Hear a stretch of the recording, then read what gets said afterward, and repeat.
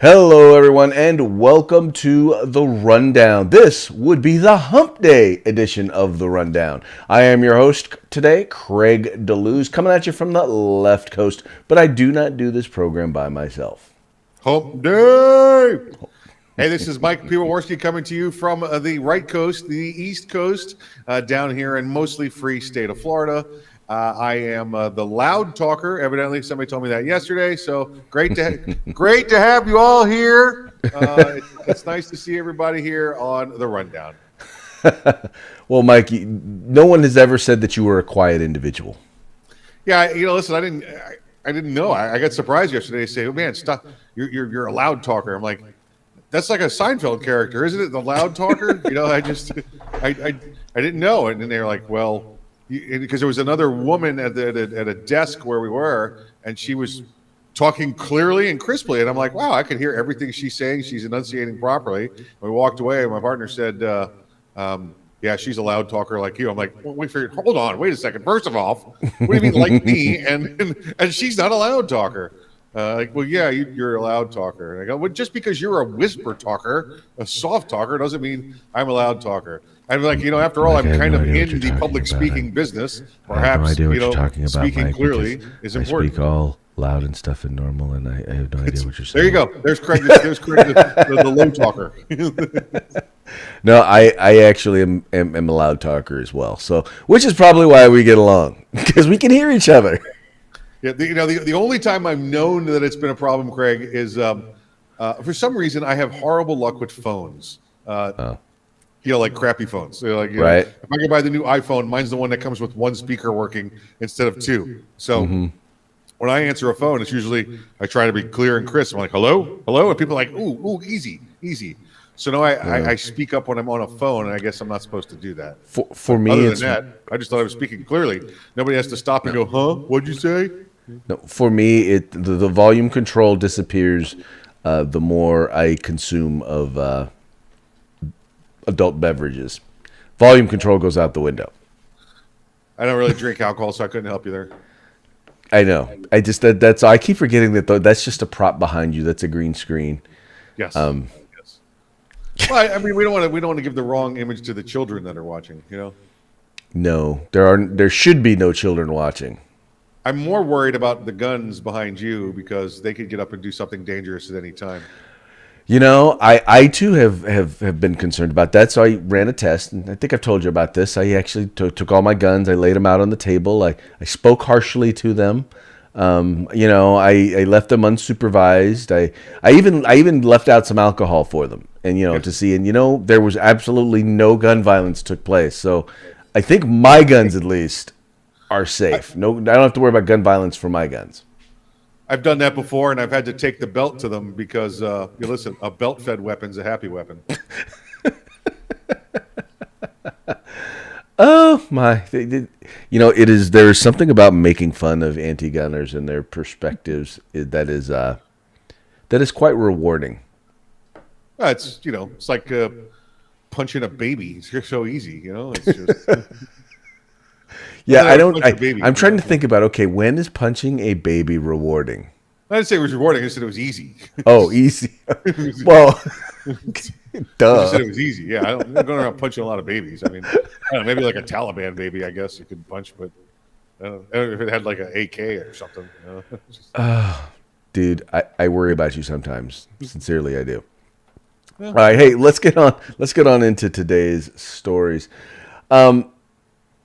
New Mexico used to kind of be known, I think, as a free state. Not so much anymore. So in New Mexico, they've now passed a law that basically says that if you own a gas station and you sell gas to someone who is inebriated, intoxicated, however you want to say it, that you could be held liable if they go out and get into an accident or something like that.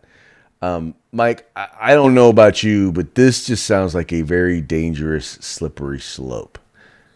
This sounds stupid. There's definitely a dangerous and slippery slope. That's for sure. I got to tell you, Craig, the first time I read the article, I said, man, what are they doing down in Mexico now? Now Mexican, listen, you can run around and kill people down there, but you can't buy gasoline. And then I read it again. I'm like, wait a second, this is New Mexico. This is not the country of Mexico. This is in the state of New Mexico. I'm like, this kind of craziness is going on here in America. Wow. Because this opens it up to everything. This opens up to all sorts of liabilities for manufacturers or dealers of any product whatsoever. Now we know it's covered by the PLACA law, the Protection Against Lawful Acts Commerce Act, with the firearms, where you can't, as long as you've manufactured a working firearm and it's been sold legally from manufacturer to distributor to dealer, you can't be held liable for somebody's illegal acts when they after they get a hold of that firearm, whether they purchase or steal it, whatever it may be. That applies to many other industries as well, but it had to be specified for law enforcement back 10, 15 years ago. Now, you're telling me that if we could take gasoline and dealers, get gas stations, and charge them with aiding and abetting in a DUI, where you're right, Craig. Where does that stop?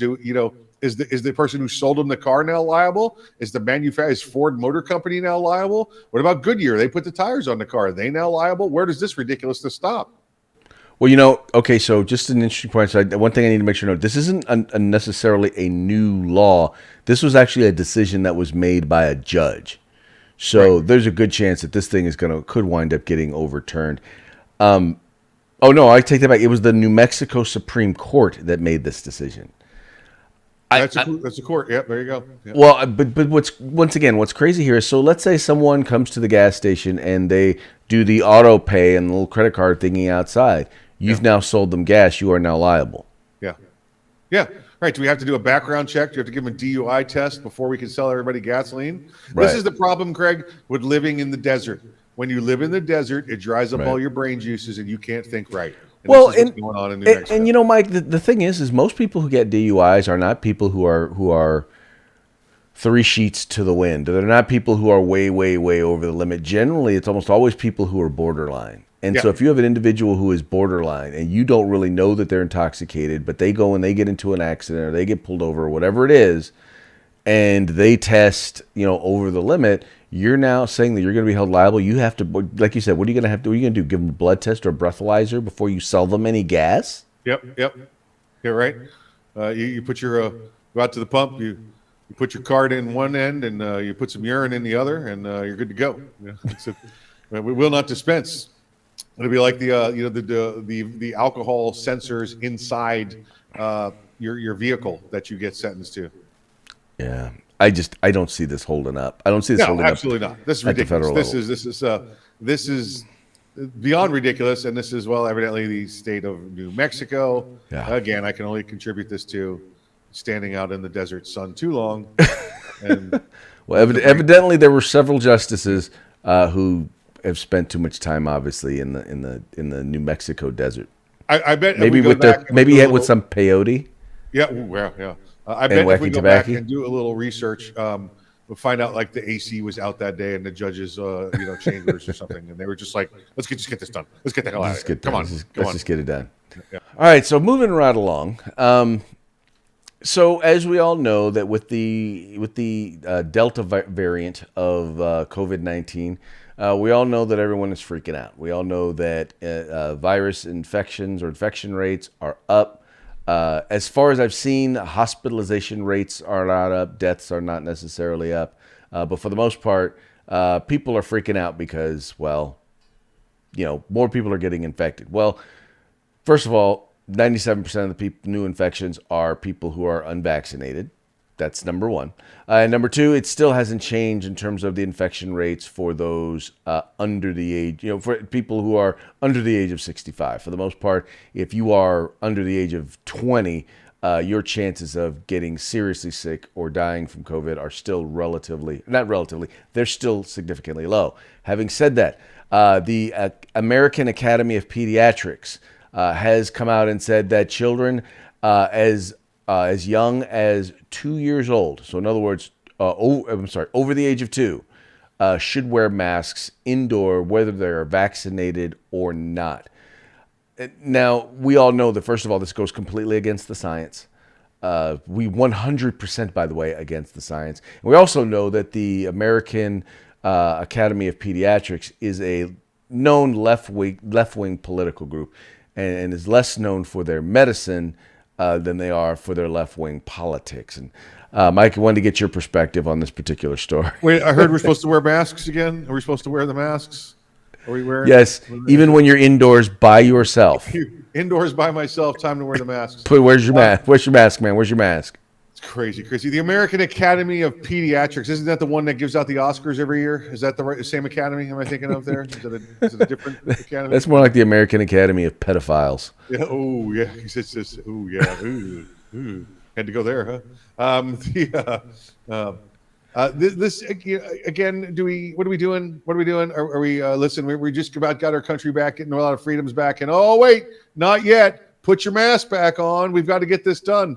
I saw a similar study this week, Craig. It said, now that we have the new Delta variant out there, if everybody would just go back to wearing masks for 6 weeks, we could crush this variant and get herd immunity. And remember the original story, Craig?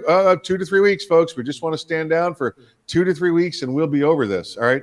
Have you had it? Craig just said this to you. Have you had it with this line of crap that they're giving you? This is not based on the science. This is not based on the science at all. And in fact, I even heard Craig say the fact that of 95% of the people that are showing up in the hospitals are not vaccinated.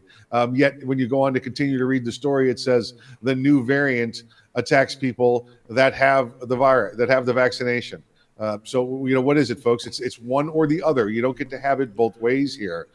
So let's move on, shall we? Get on with your life. Move on. Do your social distance. Wash your hands. Do whatever you want to do. You should be doing that. You should be doing that anyway, virus or not. Yeah. Let's get on with our lives. Well, exactly. The thing is, Mike, is that people who decided to get the vaccine made the choice for themselves. The people who've decided not to get it made the choice for themselves. And, if there are side effects to the vaccine, then the people who got it have to deal with the side effects. If there's not, if the people who decided not to get the vaccine and, if they are at greater risk if they, contract the virus and have to deal with it, then that's the choice that they've made. But I think by now, people have a pretty good idea of what is going on and the decisions that they want to make, and they're making informed decisions for themselves. If there's anything, and people want to talk about the quote unquote misinformation that's out there, if there's anybody who's causing this misinformation, it's the medical and scientific community and the politicians, because they keep sending mixed messages. You have a president who said you need to social distance and you need to protect the elderly. He stands, 60 feet away from the media with a mask on, and then goes in front of President Carter, who's 95 years old, and takes a picture with him with no mask on, with his arm around him.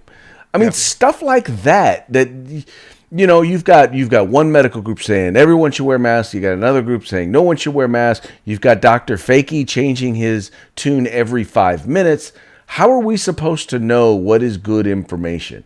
All we know is that the people who keep trying to correct us on what the information is keep changing their minds because they keep getting it wrong. Yeah, I just watched Dr. Fakey having an argument with Senator Rand Paul. And to where Dr. Fakey pointed his finger at him and said, you sir are the liar. I wonder if anybody's told Dr. Fakey that Senator Paul is actually a surgeon, a real live doctor. Well, what they were arguing about was Rand Paul was basically pointing out, when he came before the Senate subcommittee, he said he had never funded. He never funded the lab or any gain of use research. Yeah. Yet he gave money to a lab that was doing gain of function research. Right. The point of the money, they gave the money so that they could take this virus, they could make it more dangerous, so that they could see if they could, so to make it more dangerous. Yes. Or to alter it. That's what they were doing. They were studying it to alter it. Well, that's the definition of gain of use, and that's exactly what Rand Paul was telling him. Is like, by the very definition, you are literally just saying, it's almost like you're saying, well, okay, I know that they're an organization that I know that he's a guy who only robs banks, and I gave him my gun not so that he could rob a bank, even though I knew he robs banks and uses guns to do so. Yeah. Yeah, and then Dr. Fake, he lied about it. He did. He lied. He got up there and he lied because he didn't want to own it, which is the very same reason why he called the whole thing absurd that it could have possibly come from a lab, because once again, he did not want to be implicated. That's right. Dr. Fakey, the chief of science fiction for the Biden administration. So Right. And, in the end, what's going to wind up happening, I mean, is because people are going to do what they're going to do, and people are going to do with their kids what they're going to do. And, if in particular public schools, I'm just going to tell you right now, public schools that are going to make their kids wear masks, you're going to start to see people are just going to pull their kids out and they're going to send them in a private school or they're going to homeschool. I mean, if there's nothing else that they've learned, as many parents have learned over the last year and a half, is that they've learned whether or not they can homeschool their kids. And if they decide that it's just worth it to just do that, they'll do that and they'll pull them out of your schools. I guarantee you that will happen. I'm a school board member. I'm already seeing it happen. Oh, yeah. Yeah, there are people out there. There's some that have concerns over, social interaction with kids and everything else. So all those other means, but there are plenty out there that have said, the risk versus reward, the ability to make up, that shortfall over here, it works. You're definitely going to see less kids in school from now on, for a generation or two, because of everybody involved with, the year and a half that kids have been out of school and the ability for them to, get their education done remotely. So you're definitely going to see that. Yeah. All right. Well, like I said, all I know is, folks, make the decisions that you want. I don't consider the American Academy of Pediatrics to be and the problem is this, is that first of all, masks have become a political statement. COVID has become a political statement. So what you have to always understand is you have to look at the people who are giving you the advice and recognize that to a certain degree, their advice is coming from their political stance. And you may not necessarily be making your decision based on that, but understand that the information that oftentimes they're giving you is in the American Academy of Pediatrics it's a left-wing group that's not really interested in medicine is second, politics is first with them. American Academy of Pediatrics. Listen, although we're thankful for the nomination, we're going to decline the award of wearing masks in school as children. So thank you. There you go. It's just a pleasure to be nominated sometimes. Yeah.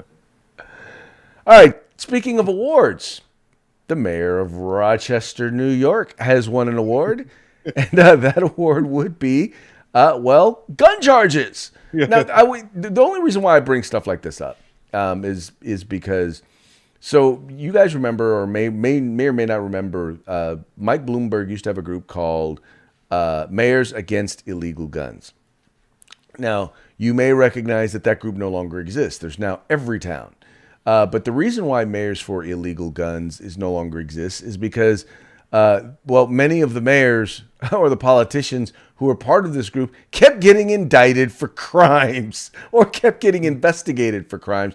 And this mayor, Mayor Lovely Warren of Rochester, New York, is no different. She has been now arrested and indicted, her and her husband, for the illegal possession of firearms amongst other charges. Yeah, listen, this one's kind of a tough story now.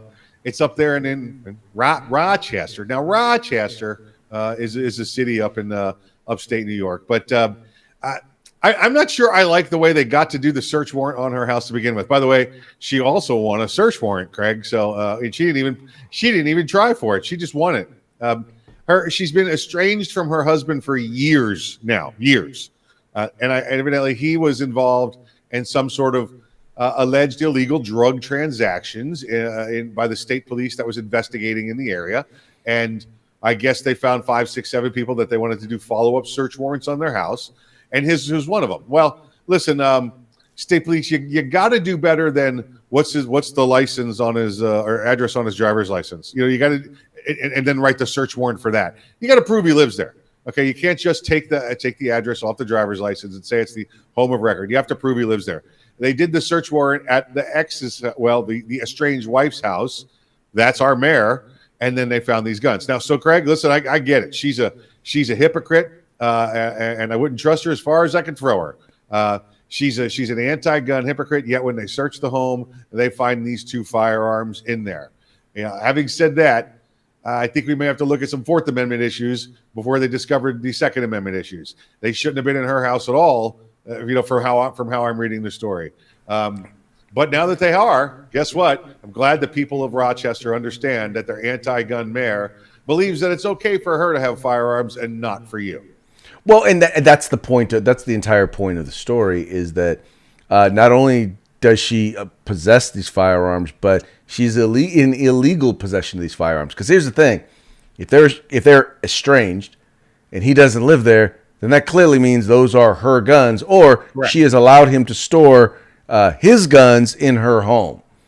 Either way, she's in illegal possession of firearms, but it's also so. Let's just say it's all innocent. Let's just say that those were his guns. She didn't know whether or not he owned them or possessed them legally or anything along those lines. It's an example. Now, here's someone who supposedly rabidly, wants to end gun. I'm sorry, I forgot to do the quotations. Gun violence and supports gun control and yada, yada, yada. But here it is. She's now in the system for having potentially committed a gun crime. And maybe she didn't do it. Maybe, you know what I mean? Maybe she could be 100% completely innocent. It lets you know how difficult it is to comply with the law relating to firearms when you have people writing it who have no idea what they're talking about or what they're doing. I mean, you almost have to be a lawyer to be a gun owner in some places in the United States. Let me make sure I get the charges right here, Craig. I want to make sure I read these right. She was charged with the criminal possession of a firearm, 2 counts of endangering the welfare of a child, and 2 counts of failure to secure firearms in a home. So they had these firearms, and the way it reads, I'm not sure that where it says their criminal possession of the firearm, is that because of the way they were stored, or is that a separate charge? I would believe that's a separate charge. It may be that firearm is not registered to her, Right. or that she's not legally owning it or possessing it. It could be his gun in her house, right? Yeah, and she doesn't have a license to own a firearm. That's what I'm guessing. But the only thing is, I think they were both arrested, right? Yeah, he was arrested separately elsewhere, nowhere near this house. Okay, so then chances are, there was a firearm in her home that was not registered to her that she wasn't supposed to own or be in possession of. Right. Now, if this had been across the state lines, just to the south of Rochester there, down in Pennsylvania, those criminal possession charges wouldn't exist. That's a New York State anomaly of, you can't have a firearm unless we approve it, Well, and there's also it sounds like there's also storage charges. So yes, it probably wasn't locked in a safe. It could have been in a drawer somewhere, which, by the way, in most other states, that would not be a crime either. Yeah, depending on the state you're in, how you store your firearm can or cannot be a crime. It doesn't, by the way, and that doesn't necessarily mean it was sitting out on the coffee table, loaded and ready to go. It could have been put away in a closet or in a drawer somewhere. Where only they knew where it was or something like that. It doesn't even necessarily mean it was loaded. It just means that there was a firearm that wasn't locked up. Right, because their state law says must be locked if there's children under 16 in the house. Right. God forbid you want to defend yourself and be responsible, adults and have your firearm someplace you could actually use it. You have to wait now when the bad guy comes through the door to go get to your safe and have him hold on a moment so you can get that out. Here's an interesting question. Do you know if in New York, does the firearm have to be unloaded when it's stored? I do not know that about New York. I do know that New York also can have these laws drilled down as far as city ordinances, Craig. So, I guess the irony is here she could be a victim of her own ordinance. Well, exactly, because literally this could be the case. And I'm not saying it is, but it could be the case. There was a firearm that maybe was someone else's that they possessed this firearm. It was in a safe, loaded, but in a locked safe. But because it wasn't unloaded, that could then present the unsafe storage and endangering a child. Right.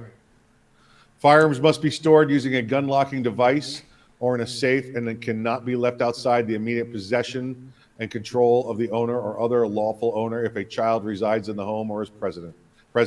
States that the notice of the law. Child meaning anyone under 16 who does not have a valid hunting license, and it goes on from there. So it does not say, at least. Okay, it doesn't say anything about it being reading of loaded. it, Okay. that it could or could not be loaded. So it just means it wasn't locked or there wasn't a locking device. Correct.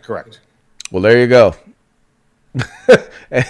You know, and I'm 99.9% sure that is a law that she supported, and here she is breaking it. But but that's because gun control laws don't apply to them. Nope, absolutely not. Yeah. Right. Yeah. So victim of her own policy. Yeah. Sorry about your luck. All right. Hey, moving right along. Now, in California, of all places, something very different happened. All right. So there was a guy who was arrested. And the judge, a California judge, actually refused to confiscate his firearms, even though under most cases they actually wanted him to confiscate the firearms. Mike, you want to illuminate folks a little bit on this particular story? Yeah, we've got this judge in California. By the way, Craig, Yolo County, is that right? The name of the county this occurred in? It is called, it is Yolo County. It is, matter of fact, I am like 5-minute drive, 10-minute drive to Yolo County. Did this change recently? Was this a bunch of people going YOLO, and they changed the county? And this is really the name of your county? Nope. Now, do you really? I know some of the places there in Florida. Do you really want to start making fun of names of cities? Nothing here is named YOLO. I guess say that. Yeah. We might throw alligators on roofs to teach it a lesson, but we don't. That's a Florida's man story this week, by the way. But we don't have YOLO County. You know, do you have BOGO County where you can buy things, buy one get one free? No, we do not. No, we do not. Don't have BOGO, just YOLO. Just you only live just once. YOLO. County. Got it. All right. So in YOLO County, this gentleman was. Craig, I think this was a fight with a cousin or a nephew. Or something like that, a simple misdemeanor charge that was not even covered under the domestic violence statutes. Yes. So this wasn't like it was a spouse, girlfriend, or anything like that. This happened to be a relative, a family member, but not somebody that lived in the same household with them. So it didn't qualify for the domestic violence statutes. Diversion. I think they got this down to. They said, okay, it's going to be a diversion case. We're not going to go for a misdemeanor conviction. However, your district attorney there in Yolo County, says, Your Honor, I think that we should seize all of his firearms. Well, two issues with this, Craig, and I love these. One, like we just covered, it was not a case of domestic violence or anything that would be red flaggable, I guess. Right. And nothing to seize the firearms. The second is the suspect, the alleged criminal here, who, by the way, they're not going to convict. They're going to give him diversion. He lives in the state of Ohio. I was waiting for it. He lives in the state of Ohio. So Yolo County, California is now trying to enforce gun confiscation in Ohio. It is beyond ridiculous. I'm telling you, man, I read that. I'm like, I was reading the story and I'm thinking to myself, I realized that it was idiotic. I'm like, first of all, I'm just like, this is just flat out illegal. I mean, it's a misdemeanor. It's a misdemeanor crime, number one. Number two, they're not even necessarily convicting him. They're sending him to a diversion program. Yep. It's not domestic violence, which for the most part is one of the few misdemeanors that's actually prohibitable. And even then, it's not a permanent prohibition. It's only a temporary prohibition. Right. I think it's 5-year prohibition. Well, actually, no. In California, they may have made it lifetime. But anyway, all that having been said, it's not priorable. I mean, it's not one that makes you prohibited. It's not prohibiting. But then on top of all that, dude lives in Ohio. They're trying to get the law enforcement in Ohio to confiscate his guns. Yeah, I think the way it was written up, it was they realized they couldn't get the law enforcement to do it, so they tried to get the judge to order the man to turn his guns in to the police or to a dealer. So they couldn't order the police to seize it, so they tried to order this guy to voluntarily turn in his guns based on a Yolo County court order. And the judge, I think, just did the whole no, move along, nothing to see. Well, dude, this is an example. Now, this is where we wonder why we have criminals running rampant in the street, why crime is up, why violent crime is up. It's because we're electing these district attorneys who are more interested in going after law-abiding citizens, Yep. who are not interested in real crime. They want to reimagine law enforcement. And reimagine means we're going to take things that are crimes and they're not going to be crimes anymore. We're going to take people who are criminals and we're going to let them out on the street. And then we're going to take the people who would be victimized by those criminals and we're going to disarm them. And we're also going to, by the way, disarm and neuter the people who are supposed to protect them. And that's how we're going to reimagine crime in these United States.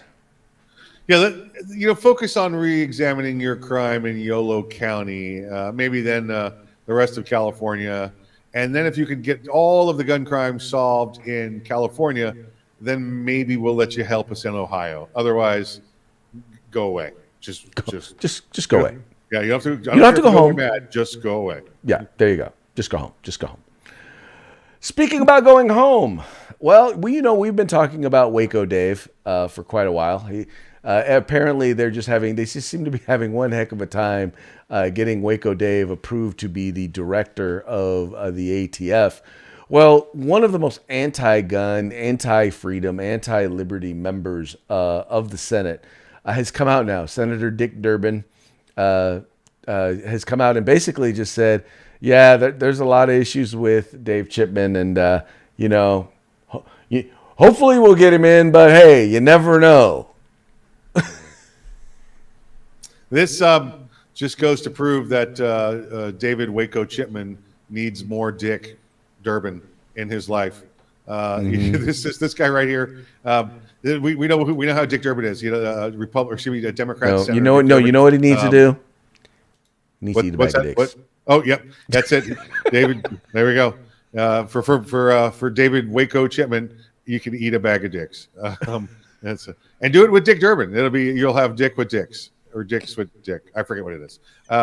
Anyway, feel free to edit this all out later. Right now, if you want to, Craig, just we can cut it all out. I don't know at what point the FCC says, listen, I know you're on Facebook and YouTube, but you can only say dick like 9 times. You can't go more than that. Even if you have a bag of dicks in front of you, you can't keep saying it. So, let's see. Listen, Dick Durbin. I believe this is virtual signaling, right? Is that what the kids call it these days? Virtue signaling. Yes. He's throwing up the pass in the air here, waiting for the president to catch it, saying, "Listen, this is not our guy. This is not the guy we want to be in charge of the ATF. There's too many issues here." And he tried to be, politically correct about it, but it's clear that he's giving signals that this is not the right guy for the ATF. Well, he's basically saying we can't get this guy passed. There's too many issues with Democrats. Because here's the thing: to get him approved, you need every single Democrat, and you don't have them all. They won't even say. Put it this way: they won't even do a procedural vote to find out how many Democrats they actually have. I'm sure they've done a whip count, but they won't even do a procedural vote to try and find out if they have enough. And because the fact is they're probably not even close, and they're embarrassed to admit they're not even close. Listen, folks, you need to understand this, and I know Craig and I have brought this to you before. This could have been brought to a vote, a procedural vote, and then a full House vote over a month ago. This has been ready to go. The reason they do not is because they're sitting back. Well, if we can postpone and we can pause this, perhaps we'll get a mass shooting somewhere. And then if we get a mass shooting somewhere, people will have to vote for it then. Even Republicans will have to vote for it. Otherwise, they'll be for mass shootings. That's what they're doing. We're continuing to leave the ATF without a head. We're continuing to leave the nation in a lurch without somebody in charge of the alcohol, tobacco, firearms division because the Democrats have their fingers crossed that a mass shooting is going to take place. Pretty much, or at least maybe the White House, because the White House hasn't pulled them. Maybe that's it. Because I think they don't want to be embarrassed by having a nominee fail. So that's why they won't have a vote, but they don't have enough votes. Right. But at the same time, they're also probably thinking, well, if we wait long enough, there'll eventually be a mass shooting where we'll be able to then get him in there and have a vote. And I'm not sure how long it takes to orchestrate one of those mass shootings. I mean, they've got a lot of work to do before they can put one of those on, Oh, and stage another one, well, they call, now let's clarify. They call them mass shootings. We call them mass casualty events involving firearms. Yeah, I call them, mass homicides. Yeah, Mass homicides. Multiple murders is what they are. Right. It's about the individual. It's not about the tool. Exactamundo. Yeah. Although that individual could be a tool. Hey, before we go into today's parting shot, I want to remind the folks about Freedback Friday. Freedback Friday. Say it with me. Freedback Friday. Thanks, Craig, for saying it with me, by the way. Let's see. We have coming up this week from our good friends at Gorilla Machining. Gorilla Machining, we have a barrel and flash hider. This is for an AR short barrel rifle build or a pistol build. It's going to be a 5.5 inch 9mm barrel to go with your build that you're doing there at your home. If you're happen to be in a state where it's legal, this is going to be a threaded barrel. So maybe if you don't have it, we'll send you a bag of dicks. We can do that for you as well. Right. I think that's 12 times we said it. So that is, I do think we've hit a record today. Yep. But it included Dick Durbin. So does that really count? If we mentioned Dick Durbin, a guy named Dick, does that really count? 14. There we go. We're up to 14 now. There we go. I'm saying Richard's name. That's it. Senior Richards. There we go. Senior Richard. All right. Well, let's get into today's parting shot. This one was, Mike, you found this one, and I just found it to be nostalgic. Yeah, listen. As a student of history, an actual learned student, it's one of my minors there. I saw this story and thought basically the same thing, and then somebody in one of my military circles posted this. Clearly, that's John Belushi saying we're putting the band back together again, as he did in the Blues Brothers. Well, Japan has proposed joint naval drills with Germany. Now, listen, up until the last 5 years, Japan's military has been known as the Japanese Defense Forces. Defense Forces. Now, thanks to America, yay, go America, we actually helped pull them out of their defense force role because we were using them as assets during the war on terror in Afghanistan and and Iraqi freedom. So, having taken the Japanese Defense Forces and giving them a little more authority, now the Japanese have also gotten a little more aggressive with defending territorial waters from China, as China's reclamation of island building has been occurring down there in the South China Sea. Mm-hmm. So Japan has become a little more powerful. Yet when Japan says to Germany and Germany says, okay, hey, let's get together and do some exercises, I think the rest of the world goes, hey, yeah, let's wait a second. Hold on. Who? Which all right. No. Yeah. No. And then you got Italy over there going, hey, we're free that weekend. Can we help? No, absolutely not. And then you have the French saying, well, we'd love company if you'd like to come hang out and occupy us for a while. Oh, what? Yeah. Actually, we're not occupied that weekend. Why don't you come over? Wait. We're not occupied. Why don't you guys come hang out? All right. Okay. Yeah. Sure. We'll drive right over. It'll be a blitzkrieg of fun. So yeah, not so fun. I've been watching. I don't know if you've ever seen it. I've finished watching The Man in the High Castle on Amazon Prime. Right. It's kind of interesting to see. It's basically a world where the Axis countries won World War II, and you have half the United States controlled by Japan, the other half controlled by Germany. It's a very interesting look at an alternate history. Yeah, I'd recommend it. I'd just say that. I'll recommend it. Yeah. Would definitely, if you haven't watched it, would definitely recommend that you watch it. A little depressing, to be quite honest, but it shows you the possibility of what could have been and makes you even more grateful for what we have. Can't say it much better than that, Craig. Can't say it much better than that. That's for sure. All right, folks. Well, hey, that's going to be it for this edition of The Rundown. Once again, as usual, we very much appreciate you tuning in. We appreciate you liking, sharing, and subscribing, and encouraging your friends to do the same. Make sure you subscribe to our YouTube channel and follow us on Facebook. And like I said, encourage your friends to do the same.